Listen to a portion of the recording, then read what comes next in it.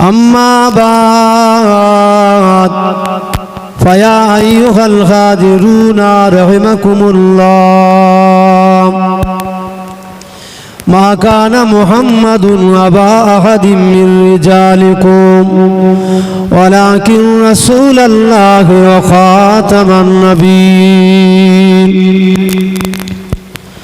وكان الله بكل شيء عليما إن الله وملائكته صل على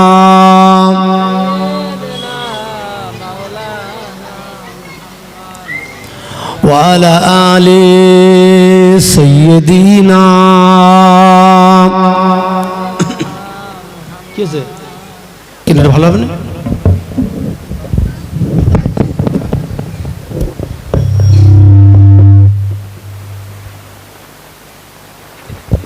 hello पढ़े अल्लाहुम्मा सल्ले आला सय्यिदिना मौलाना मुहम्मद व अला आलि सय्यिदिना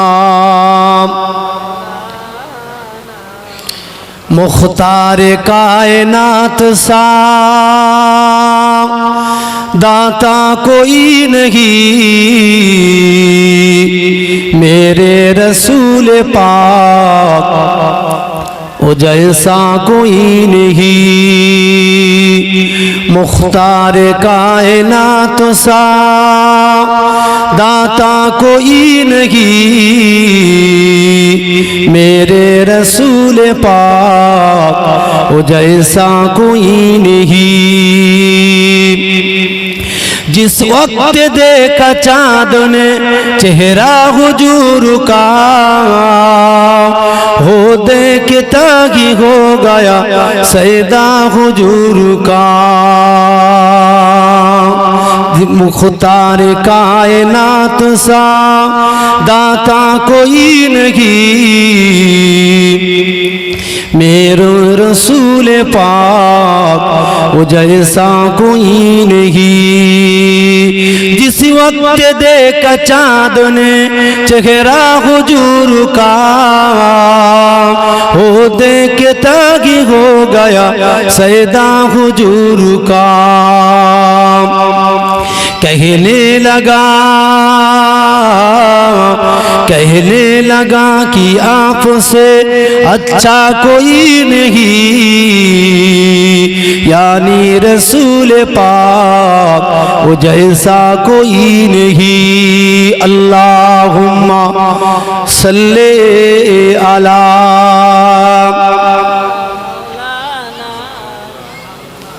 वाला आले सय्यिदिना जोरे जोरे पढ़ें ना अल्लाहुम्मा सल्ले अला सय्यिदिना मिल मांगे मेरे आका मैं झोली को भर दिया मनता जो आया मांगने सुल्तान कर दिया मिल मांगे मेरे आका मैं झोली को भर दिया मनता जो आया मांगने सुल्तान कर दिया अल्लाहुम्मा सल्ले अला सय्यिदिना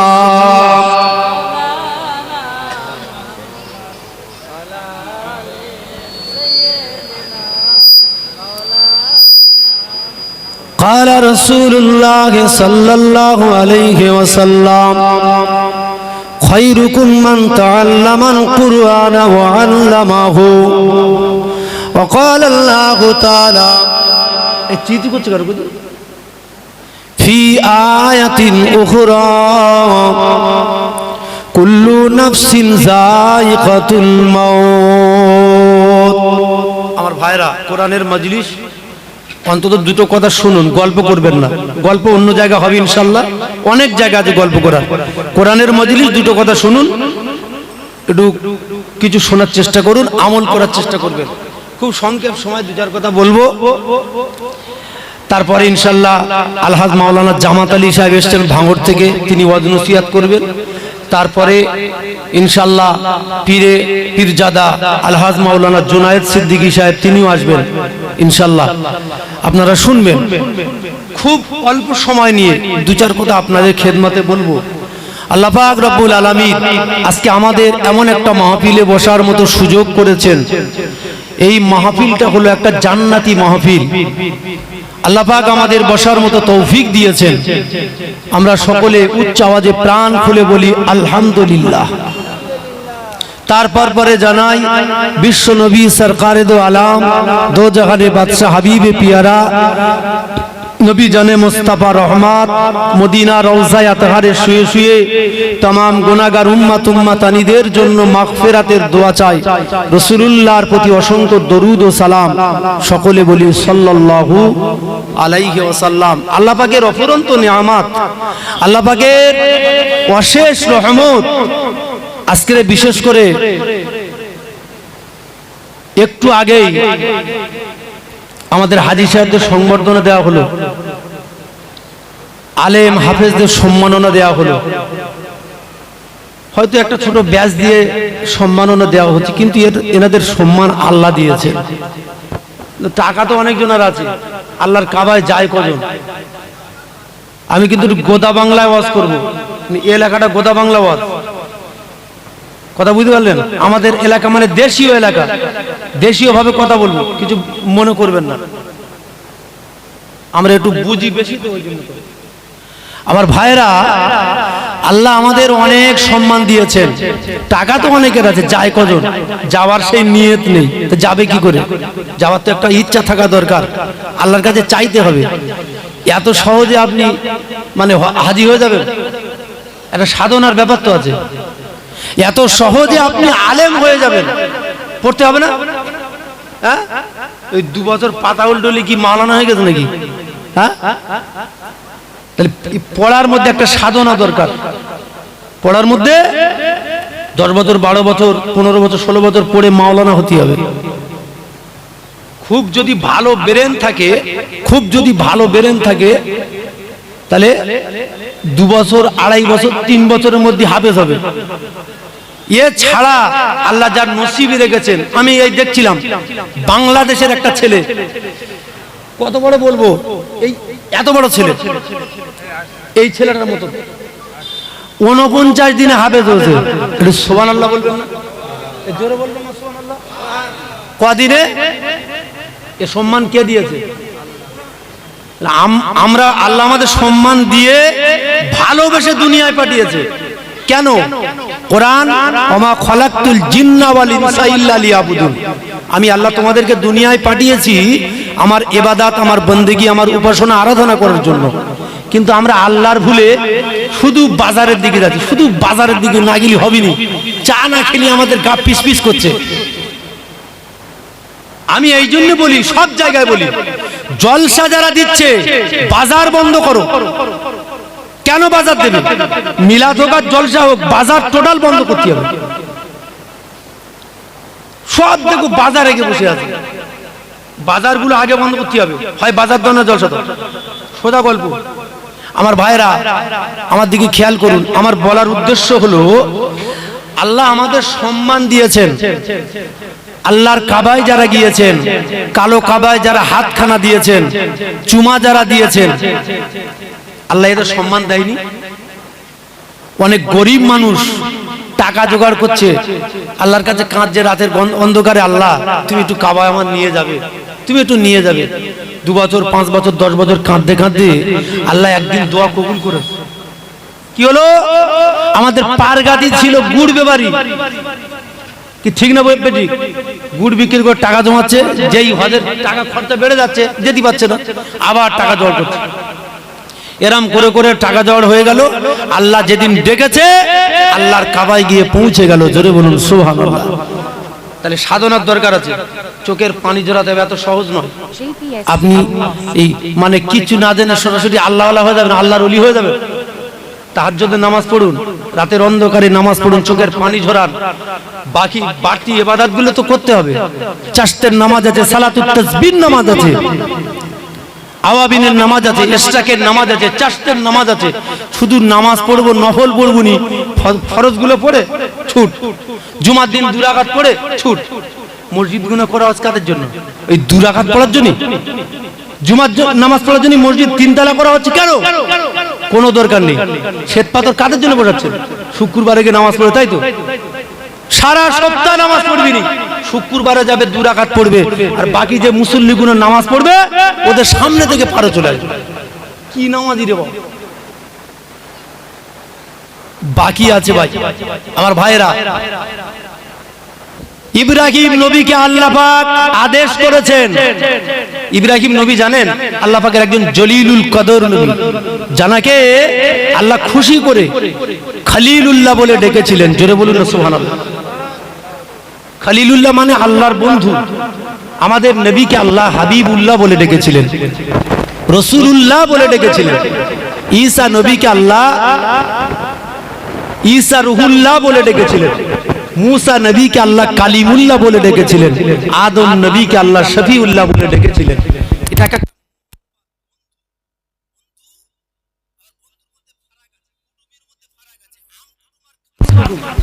বেই কুটুম মানে একেবারে কাছে, চাস্তো বেই, ধার করা বেই, ও তো অনেক দূরে, ওগুলো আম।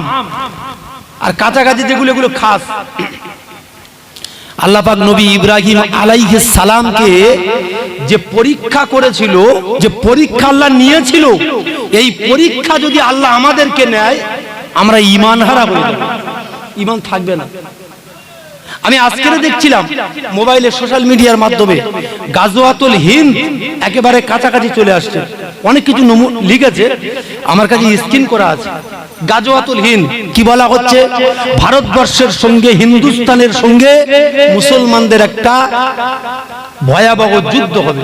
এই যুদ্ধে একদল মুসলমানেরা পিঠ টেনে পালাবে, এরা হবে জাহান্নামী। এরা কারা? এরা হবে জাহান্নামী।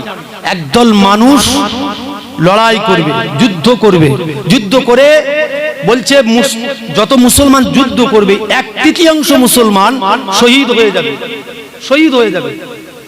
এরা আল্লাহর জান্নাতে যাবে। আর একদল মানুষ যারা ওদের সাথে লড়াই করে শেষ বেলা বিজয় লাভ করবে। এটা কিন্তু বিজয় হবে, জয় হবে মুসলমানদের। এই বিজয় লাভ করবে, এরা হবে গাজী। আল্লাহ এদেরকে যখন মৃত্যু দেবে এরা ঈমানের শহীদ মৃত্যু হয়ে যাবে। জোরে বলুন। আপনার তৈরি হতে থাকবে। ইব্রাহিম নবীকে আল্লাহ যে পরীক্ষা করেছিল, এই পরীক্ষা যদি আল্লাহ আমাদের মতো দুর্বল ঈমানদারদের করে আমরা ঈমান হারা হয়ে মরে যাব। এত সহজ নয়। আল্লাহ পাক বললেন নবী ইব্রাহিম তুমি চলে যাও। কোথায়? জাবালে আবু কুবায়েস পর্বত, জাবালে আবু কুবায়েস পাহাড়, যে পাহাড়ে দাঁড়িয়ে দাঁড়িয়ে আমাদের নবী মুস্তাফা জানে রহমত শাহাদাত আঙ্গুল দিয়ে চাঁদটাকে ইশারা করে চাঁদটাকে দুখণ্ডিত করেছিল। আল্লাহ পাক আদেশ করলেন ইব্রাহিম তুমি চলে যাও, জাবালে আবু কুবায়েস পাহাড়ের উপরে দাঁড়িয়ে দাঁড়িয়ে তুমি আল্লাহ পাকের আজানটা দিয়ে দাও। ইব্রাহিম নবী বলছে আমি আজান দেবো, তা আজানের জবাবটা দেবে কারা? আল্লাহ এ তো মরুভূমি, কেউ নাই, কাবা একা, কালো কাবা শুধু একা পড়ে আছে, কে এখানে নামাজ পড়বে? এ আজানের জবাবটা দেবে কে? আল্লাহ পাক বললেন তুমি আজান দাও, আজানের জবাব বান্দার কানে পৌঁছানোর দায়িত্ব আমার, আমি আল্লাহ আমার। জোরে বলুন সুবহানাল্লাহ। ইব্রাহিম নবী আজান দিলেন। আমরা কি বলেছিলাম? লাব্বাইক আল্লাহুম্মা লাব্বাইক, লাব্বাইক লা শারীকা লাকা লাব্বাইক, ইন্নাল হামদা ওয়ান নি'মাতা লাকা ওয়াল মুলক লা শারীকা লাক। যে একবার বলেছে সে একবার হজ পাকে যাবে, যে দুবার বলেছে দুবার যাবে, তিনবার বলেছে তিনবার যাবে। কখন বলেছে? আমরা কি কেউ শুনতে পেয়েছিলাম নাকি? পাইনি। শুনেছিলাম আমাদের রূহ আল্লাহ যখন রুহের মাকানে রেখেছিল, ইব্রাহিম নবীর এই আওয়াজে, আজানের আওয়াজ রুহের মাকানে আল্লাহ আমাদের কানেতে পৌঁছে দিয়েছিল। যারা আমরা লাব্বাইক বলেছিলাম আল্লাহর হাজী বান্দা হয়েছে। জোরে বলুন সুবহানাল্লাহ। তো আল্লাহ পাক আদেশ করেছিলেন, ইব্রাহিম তুমি চলে যাও, তোমার যে দুটো বিবি আছেন খুব ভালো করে বুঝবেন, আল্লাহ পাক পৃথিবীর জমিনে যত নবীদেরকে পাঠিয়েছেন, যত নবী পৃথিবীতে এসেছিল, কেউ বলেছেন 1,24,000, কেউ বলেছেন 2,24,000, আল্লাহ যত নবীদেরকে পৃথিবীর জমিনে পাঠিয়েছিলেন কেবলমাত্র 10 থেকে 12 জন নবী বাদে সব নবীদের আল্লাহ ইব্রাহিম আলাইহিস সালাতু ওয়াস সালামের নসলের মাধ্যমে আল্লাহ দুনিয়াতে পাঠিয়েছিল। মহাসাব আছে বলবে 10 থেকে 12 জন, বাকি নবীদের ইব্রাহিম আলাইহিস সালাতু ওয়াস সালামের নসলের মাধ্যমে আল্লাহ দুনিয়াতে পাঠিয়েছিল। তা আল্লাহ পাক রব্বুল আলামিন নবী ইব্রাহিমকে হুকুম করলেন, ইব্রাহিম খলিল তুমি তোমার বিবি হাজিরা আলাইহিস সালাম তাকে নিয়ে তুমি আপনার ওই মরুভূমিতে রেখে চলে, কেউ তো নাই, ঘর বাড়ি নাই, পানি নাই, কিচ্ছু নাই, রোদ, মরুভূমি রোদ। মক্কা শরীফে যারা গিয়েছেন, এখন বিল্ডিং বালাখানা হয়েছে, বিশাল ব্যাপার, তখন এত কিছু ছিল না, শুধু ফাঁকা কাবা এরকম ঘেরা ছিল না। কাবা থেকে সাফা মারওয়া, সাফা মারওয়া থেকে কাবা, এর মাঝখানে কাবা থেকে 25 মিটার দূরে জমজম কূপটা রয়েছে। কূপটা কিন্তু এখন আর দেখা যায় না। যাই হোক, মাহাজিরা আলাইহিস সালাতু ওয়াস সালামকে ইব্রাহিম আলাইহিস সালাম আল্লাহর হুকুমে ইসমাইল আলাইহিস সালামকে সাথে নিয়ে ওই মরুভূমিতে রেখে আসলেন। মাহাজিরা আলাইহিস সালাম জিজ্ঞাসা করছেন, নবী ইব্রাহিম খলিল আপনি আমাকে রেখে যাচ্ছেন? ইব্রাহিম খলিল বলেছিল, আমি আল্লাহর হুকুমে তোমাকে রেখে যাচ্ছি। মাহাজিরা আলাইহিস সালাম বলেছিলেন, তাহলে তো আমার আর কোনো ভয় নেই, আমার আল্লাহ আমাকে হেফাজত করবেন। জোরে বলুন সুবহানাল্লাহ। তাহলে কত বড় ইমানদার বলেন, ইমানটা কত মজবুত ছিল। আর আমাদের পিঠে যদি কেউ বাড়ি মারে এসে, আমাদের মত ঘুরে যাবে, আমাদের মত চেঞ্জ হয়ে যাবে। তো ইব্রাহিম নবী যখন রেখে চলে গেলেন, ইসমাইল আলাইহিস সালামের পানির পিপাসা লেগে গেল, পানির পিপাসা লেগে গেল। পানি কোথায় পাবে? মাহাজিরা আলাইহিস সালাতু ওয়াস সালাম কি করলেন? সাফা পাহাড়ে উঠলেন। কাবা থেকে, কাবা বাইতুল্লাহ থেকে সাফা একেবারেই নিকটে, খুব বেশি দূর নয়, একেবারেই নিকটে। সাফা পাহাড়ে উঠলেন, মারওয়ার দিকে তাকালেন। সাফা থেকে মারওয়ার দূরত্ব কত? 700 মিটার। 700 মিটার দূরে সাফা থেকে মারওয়া। মারওয়া পাহাড়ের দিকে তাকিয়ে তাকিয়ে দেখছে, রোদে পাহাড়টা যেন চিকমিক চিকমিক চিকমিক করছে। মাহাজিরা আলাইহিস সালাম মনে মনে করলেন যে মারওয়া পাহাড়ে গেলে মনে হয় পানি পাবো। উনি যাচ্ছেন, মাঝখানে একটা লীলবাতি দেওয়া আছে, লীলবাতির কাছে গিয়ে মাহাজিরা সালাম জোরে দৌড়াচ্ছেন, একবার করে দৌড়াচ্ছেন, কাবার দিকে দেখছেন, একবার করে দৌড়াচ্ছেন, ইসমাইলের দিকে লক্ষ্য করছেন যে আমার ইসমাইল যদি মরে যায়, পানির পিপাসায় দৌড়াচ্ছেন। সাফা মারওয়া পাহাড়ে গিয়ে উঠলেন, সাফার দিকে ফিরে তাকাচ্ছেন, সাফা পাহাড়টা রোদে ঝিকমিক ঝিকমিক ঝিকমিক করছে, মনে হচ্ছে সাফায় গেলে আমি পানিটা পাবো। আবার আসছেন, মাঝখানে এসে দৌড়ে ছুটে যাচ্ছেন। আল্লাহ পাক রব্বুল আলামিন মাহাজিরা আলাইহিস সালাতু ওয়াস সালামের এই দৌড়ানোটাকে আল্লাহর কাছে বড় পছন্দনীয় হয়ে গেল। যত হাদিসে মানুষ হজ পাকে যাবে, কি উমরা হজ বলেন, কি আপনার আকবরি হজ বলেন, কি আসগরি হজ বলেন, যাই হজ বলেন, যত আল্লাহর হাজী বান্দারা হজ পাকে যাবে, কাবা বাইতুল্লাহ শরীফে যাবে, আপনার সাফা এবং মারওয়া 7 বার দৌড়াতে হবে। আল্লাহ পাকের কাছে এত পছন্দনীয় হয়ে গেল, আল্লাহ এটাই হাজী বান্দাদের জন্য একটা রুকন হিসাবে গ্রহণীয় করে নিল। জোরে বলুন সুবহানাল্লাহ। জোরে বলবেন না সুবহানাল্লাহ। মাহাজির আলাইহিস সালাম 7 বার দৌড়ালেন, পানি পেল না। এসে দেখলো কি, আল্লাহ পাক রব্বুল আলামিন জিবরাইল আমিন আলাইহিস সালাতু ওয়াস সালামের মারফতে জমজম কূপটা আল্লাহ সৃষ্টি করে দিলেন। জোরে বলতে পারলেন না? আরো জোরে বলতে পারলেন না? খুব সংক্ষেপে বলবো, আজকের এই গাজওয়াতুল হিন্দ কেন কাছাকাছি আসছে? আমরা দুর্বল ইমানদার, দুর্বল ইমানদার। কাবা শরীফ থেকে আবু জাহেলের বাড়ি কাছে, কাবা শরীফ থেকে আবু বকর সিদ্দিক আকবরের বাড়ি কাছে, রাসূলুল্লাহর বাড়ি কাছে। রাসূল নামাজ পড়তে আসতেন, কাঁটা দিত, অনেক ইতিহাস। এত কষ্ট সহ্য করার পরেও আল্লাহর হুকুমে রাসূলুল্লাহ এই মক্কা থেকে হিজরত করে মদিনায় কেন গেল? কিসের প্রয়োজন ছিল? আমার আল্লাহ পাক আমার রাসূলুল্লাহর জন্য মদিনার মাটিটা কবুল করে নিয়েছেন। জোরে বলুন।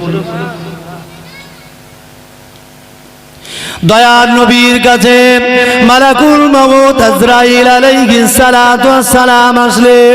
ইয়া রাসূলুল্লাহ, ইয়া হাবিবাল্লাহ, হুজুর আপনার জন্য আল্লাহ পাকের আরশে আজিম খানা সাজানো হচ্ছে।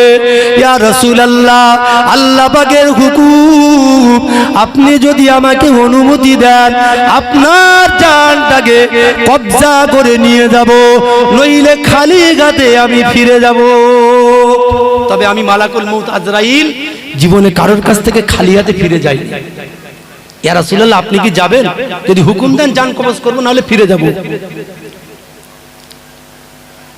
ও বান্দারা, আল্লাহর নবী বলেছিলেন, ও ভাই মালাকুল মউত আজরাইল আলাইহিস সালাম এই অন্তিম সময়ে আমার ভাই জিবরাইল আমিন কোথায় গেল? আমি একটু জিবরাইল আমিনের সঙ্গে কথা বলতে চাই। ও নবীর উম্মতিরা, আল্লাহ পাক রব্বুল আলামিন জিবরাইল আমিন আল্লাহর হুকুমে আল্লাহর রাসূলের কাছে এসে হাজির হয়ে গেল। আল্লাহর মালায়েকা ফেরেশতা হযরত জিবরাইল আলাইহিস সালাম বলেছিলেন, ইয়া রাসূলুল্লাহ, হাবিবাল্লাহ, হুজুর আপনার জন্য আল্লাহ পাকের আরশে আজিম খানা সাজানো হচ্ছে, জান্নাতুল ফিরদাউস খানা সাজানো হচ্ছে। ইয়া রাসূলুল্লাহ, হুজুর আপনি কি ওই জায়গায় গিয়ে আরাম ফরমাবে? নবী আমার বলেছিলেন, ও আমার ও মালাকুল মউত হযরত আজরাইল, ও আল্লাহ পাকের মালায়েকা ফেরেশতা হযরত জিবরাইল আমিন, না না না, আল্লাহ পাক রব্বুল আলামিনের কোরআনের আয়াত আল্লাহ নাজিল করে দিলেন, ওয়ালাউ আন্নাহুম ইযলামু আনফুসাহুম জাউকা ফাস্তাগফিরুল্লাহ ওয়াস্তাগফারা লাহুমুর রাসূল লাওয়াজাদুল্লাহ তাওয়াবার রহিমা। জোরে বলতে পারলেন? আরো জোরে বলতে পারলেন একসঙ্গে? জোরে বলেন না সুবহানাল্লাহ। আল্লাহর কোরআনের আয়াত নাজিল হয়েছে, কদ গফারাল্লাহু লাকা মা তাকাদ্দামা মিন যামবিক। আমার রাসূলুল্লাহর উপরে আল্লাহ কোরআনের আয়াত নাজিল করেছে, রাসূলকে বেগুনাহ মাসুম বলে ঘোষণা হয়ে গেল। তো রাসূল খুশি হবে না? কেউ যদি আমাদের এসে বলে নামাজ পড়তে হবে না, তোমার হাসরের ময়দানে বিচারের দিনে আমার যত নেকি আছে তোমার দিয়ে দেব, খুশি হবে না? হবে না? বলে কি সুন্দর সুযোগ পেয়ে গেছি, বলদি আর নামাজ পড়বো না। সাহাবীদের 10 জন সাহাবীদের জান্নাতের সার্টিফিকেট দিয়ে দিল। কথা বুঝলেন? 10 জন সাহাবীদের দুনিয়াতে থাকতে রাসূলুল্লাহর কাছে জান্নাতের সার্টিফিকেট দিয়ে দিল। অন্যান্য সাহাবীরা বলছে ব্যাপারটা কি, আমরা কি নামাজ পড়ি না নাকি? তাহলে 10 জন সাহাবীরা এরা নামাজ পড়ে বলে মনে হয়? রাসূল বলছেন, মসজিদে নববী শরীফে যখন আজান হয়ে যাবে তোমরা দরজাগুলো লাগিয়ে দেবে, ওরা আসার আগে দেখা যায় পরীক্ষা করে দরজা লাগিয়ে দেওয়া হলো। সাহাবীরা এসে বলছে দরজা লাগানো কেন? জামাত শুরু হয়ে গেছে, জামাত শুরু হয়ে গেছে। সাহাবীরা এসে দেখছে দরজা লাগানো, কারণটা কি? আজকের দিনে যদি রাসূলুল্লাহর কাছ থেকে যদি 1 রাকাত নামাজ যদি জামাতে ছেড়ে যায়, ময়দানে মহাশারে আল্লাহর নবীর সামনে আমরা মুখ দেখাতে পারবো না। জোরে বলতে পারলেন না? আর একটু জোরে হবে না? মুখ দেখাতে পারবো না। আমরা আজান বলি, যারা যাচ্ছে ওরা জাগিয়ে দিন, আমরা যাব না, ভাল লাগে না। আমাদের পিঠে পানি পড়বে না, পড়বে কাদের উপর? তাহলে রাসূলুল্লাহর উপরে বেগুনাহ কোরআনের আয়াত নাজিল হয়েছে। জিবরাইল, আল্লাহ রাসূলের মনটা খারাপ, জিবরাইল আমিন আসলেন, ইয়া রাসূলুল্লাহ আপনার মনটা খারাপ কেন? আপনি মনটা খারাপ করে বসে আছেন কেন? আল্লাহ তো আপনাকে বেগুনাহ মাসুম করে দিয়েছেন। আল্লাহর নবী কি বলেছিলেন? ও সাবিরা শুনে রেখে দিন, জেনে রেখে দিন, তাম পৃথিবীর জমিন থেকে আল্লাহ পাকের হাজী বান্দাগণেরা লক্ষ লক্ষ টাকা খরচ করে গুনার বোঝা মাথায় নিয়ে কাবা শরীফে আসবে, কাবা শরীফটাকে তওয়াফ করতে থাকবে, সাফা মারওয়া পাহাড়টাকে সাই করবে, মারওয়া পাহাড় থেকে বার হয়ে আমি রাসূলুল্লাহ আমার ঘরের দিকে তাকিয়ে তাকিয়ে একটু আমার কথা মনে করবে, হাতিমে কাবার কাছে দাঁড়িয়ে নামাজ পড়বে, আমি রাসূলুল্লাহ মাকে খুঁজবে, পাবে না। পাবে কি? হাজী সাহেবরা গিয়ে দেখেছেন মক্কা শরীফে রাসূল আছে নাকি? আছে তো মদিনায়, 450 কিলোমিটার রাস্তা হিজরাত করে রাসূল হেঁটে হেঁটে গিয়েছিল। তাহলে কাবা শরীফে হাজী সাহেবরা গুনার বোঝা মাথায় করে নিয়ে এসে কাবা বাইতুল্লাহ শরীফ তওয়াফ করবে, আমি রাসূলুল্লাহ আমাকে পাবে না, আমি কেন খুঁজে যাব? তারা তো গুনার বোঝা মাথায় করে নিয়ে আসবে। ও ময়দানেরা, আল্লাহর নবী বললেন, ও আমার উম্মত উম্মতিরা, ও জিবরাইল, আল্লাহ পাকের কাবা বাইতুল্লাহ শরীফে আল্লাহর হাজী বান্দারা যখন এসে কাবা বাইতুল্লাহ শরীফটা চামড়ার চোখে দেখবে, আমার আল্লাহ পাক ওই হাজী বান্দার নামায় আমলে চিরজীবনের গুনাহগুলো আল্লাহ তাআলা মাফ করে দেবে, বেগুনা মাসুম করে দেবে। কাবা দেখার সঙ্গে সঙ্গে আল্লাহ হাজী বান্দাদের জীবনের গুনাহগুলো মাফ করে দেবে। হাতটা ধরে, ও নবীর উম্মতিরা, শুধু তাই নয়, আল্লাহর নবী বললেন, ও জিবরাইল, আমি রাসূলুল্লাহ আরশে আজিমে থাকতে চাই না, সিদরাতুল মুনতাহায় আরাম ফরমাতে চাই না, জান্নাতুল ফিরদাউসে আরাম করতে চাই না।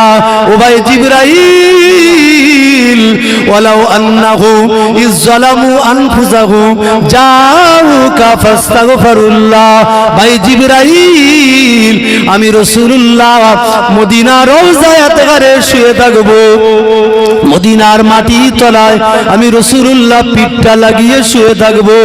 মক্কা শরীফ থেকে तमाम হাজী বান্দাগণেরা কাবা বাইতুল্লাহ শরীফ তওয়াফ করে মদিনা রওজায়ে তাহরে এসে আমি রাসূলুল্লাহ বাবু সালাম গেট থেকে ঢুকে সালাম দেবে, আমি রাসূলুল্লাহ মদিনা রওজায় শুয়ে শুয়ে ওই উম্মাতারিদের জন্য আল্লাহ পাকের দরবারে মাগফিরাতের দোয়া চাইতে থাকবো। জোরে হবে না? আরো জোরে হবে না? একদিন চাইবে নবী, একদিন দোয়া চাইবে, কদিন? হ্যাঁ, কিয়ামত যতদিন বাকি আছে, কিয়ামত পর্যন্ত আল্লাহর নবী জাউকা ফাস্তাগফিরুল্লাহ ওয়াস্তাগফারা লাহুমুর রাসূল লাওয়াজাদুল্লাহ তাওয়াবার রহিমা। কিয়ামত পর্যন্ত আল্লাহ রাসূল আমাদের জন্য আল্লাহর কাছে মাগফিরাতের দোয়া চাইছে। পৃথিবীর জমিনে যখন রাসূলুল্লাহ যেদিন এসেছিলেন সেই দিন থেকে কিয়ামত পর্যন্ত, শুধু তাই নয়, ময়দানে মহাশারে আল্লাহ যেদিন বিচার করবেন আমার রাসূলকে খুঁজে পাওয়া যাবে না। কি হবে? আল্লাহ রাসূল একদিকে গিয়ে সিজদায় পড়ে গুনাহগার উম্মত উম্মাতানিদের জন্য কাঁদবে, আল্লাহ আবার উম্মত উম্মাতানিদের উপায়টা কি হবে? আপনি একটু নাজাত করে দিন না, আপনি একটু নাজাত করে দিন। আর আমরা যে নবী আমাদের জন্য কাঁদছেন, কিয়ামত পর্যন্ত কাঁদবেন, আর আমরা শুধু কি করছি? খুর নিয়ে শুধু দাড়ি লাগাচ্ছি, কাট দাড়ি কাট, কাট দাড়ি কাট, রাসূলুল্লাহর গলা কাটছে। আমরা মুসলমান, আমরা মুসলমান, হ্যাঁ? নবীর গলায় ছুরি চালাচ্ছ তুমি, কে লাগাতে বলে তোমার দাড়ি খুর? কেন তোমার মাথায় 5 টাকার টুপি জোটে না? তুমি প্যান্ট শার্ট পরে ঘোরো, বিধর্মীদের তুমি অনুসরণ করো, কি রাসূল বলে গেছে? তাহলে সুন্নাত অনুযায়ী তুমি জীবন যাপন করতে পারো না? আজকের বলুন, এত মিলাদ শোনার কি প্রয়োজন? মসজিদের জুমার দিন ইমাম সাহেব বায়ান করছে, 15 মিনিট বায়ান শোনার কোনো দরকার নেই, 5 মিনিট শুনুন না। ইমাম সাহেবের কাছে গিয়ে কোনোদিন জিজ্ঞাসা করেছেন যে আমি উজু করছি, উজুটা ভালোভাবে হচ্ছে কিনা, সঠিকভাবে হচ্ছে কিনা, একটু আপনি দেখুন তো, কি আমার ভুল হতে পারে, আপনি একটু করে দেখান, আমরা দেখি, দেখে দেখে শিখি। হয়তো আমার ভুল হতে পারে, লজ্জা লাগতে পারে, আপনি একটু করে দেখান। একটু করতে পেরেছি। আমার ভাই, আমাদের আমন্ত্রিত অতিথি এসে গেছেন, আমি লম্বা চড়া করবো না, এলাকা